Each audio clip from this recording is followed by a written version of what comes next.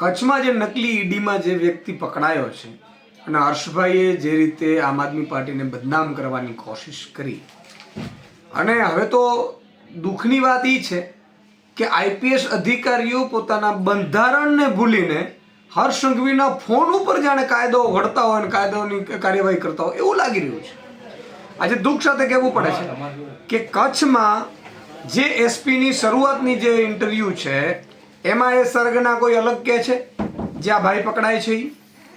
બીજું કે આ જે ભાઈ છે જે સત્તાર માજોઠી જે છે એ ભાજપના સાંસદ સાથે એમના ફોટો છે, એમની કોઈ પૂછપરછ નથી થતી.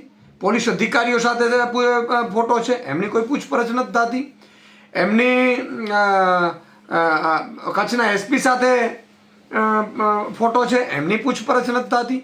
એટલું નહીં, હું એસપીને કચ્છ એસપી અને કલેક્ટરશ્રી પાસે એક માંગ કરું છું કે મેં સાંભળ્યું છે કે જેમનું કલેક્ટર ઓફિસમાં જ સાંસદનું જે કાર્યાલય છે જનસેવા કેન્દ્ર, એમાં છેલ્લા 3 મહિનાથી આ ભાઈ બેઠો હોય છે. તો એ શું પ્લાન કરી રહ્યા હતા? નકલી ઈડી બનવાનું પ્લાન ત્યાંથી ઘડાયું હતું. અચ્છા, હવે આમ આદમી પાર્ટીને બદનામ કરવા માટે પહેલાં કચ્છ એસપી એવું કહે છે કે આ સરગના છે અને આ કદાચ આ લોકો રૂપિયા લેતા હોય એવી લાલચથી છે, અને હર્ષ સંઘવીના ટ્વીટ પછી તરત જ એસપીનું નિવેદન બદલાઈ જાય છે, ફરીથી અલગ એસપીની બાઇટ આવે છે. મને લાગે છે હર્ષ સંઘવીના ફોન પછી આવી હોવી જોઈએ, અને એમાં એમ કહે છે કે ભાઈ આ તો આમ આદમી પાર્ટીને ફંડ આપતો હતો આ ભાઈ, અને ગોપાલભાઈ ઇટાલિયા અને મનોજ સોરઠિયાની અમે સાથે એમણે મિટિંગ કરી હતી.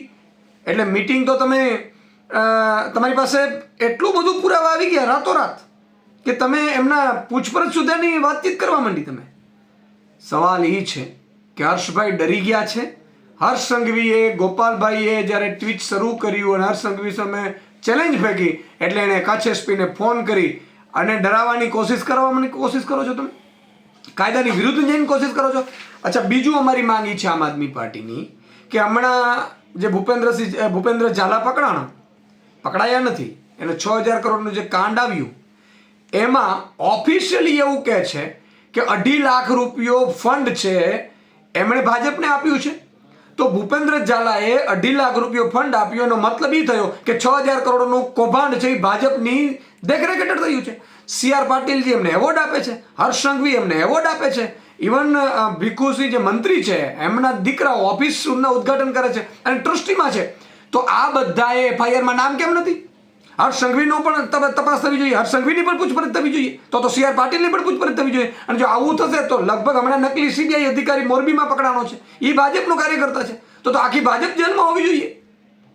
આમ આદમી પાર્ટીને બદનામ કરવાનું ષડયંત્ર જે હર્ષ સંઘવીએ કર્યું છે, આમાં તમામમાં હર્ષ સંઘવી પોતે જવાબ આપે કે જે 2.5 લાખ રૂપિયો ભાજપને ઓફિશિયલી જે ફંડ આપ્યું છે ભૂપેન્દ્રસિંહ ઝાલાએ BAZમાં, એ મામલે ખુલાસો થવો જોઈએ.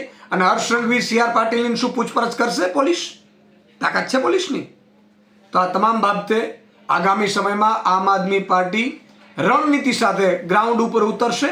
અને ભાજપવાળા એક વસ્તુ ધ્યાન રાખે કે તમે આમ આદમીના સૈનિકોને છંછેડ્યું છે, હવે ભાજપની એક પોલ પુરાવા સાથે આગામી સમયમાં ખોલવામાં આવશે.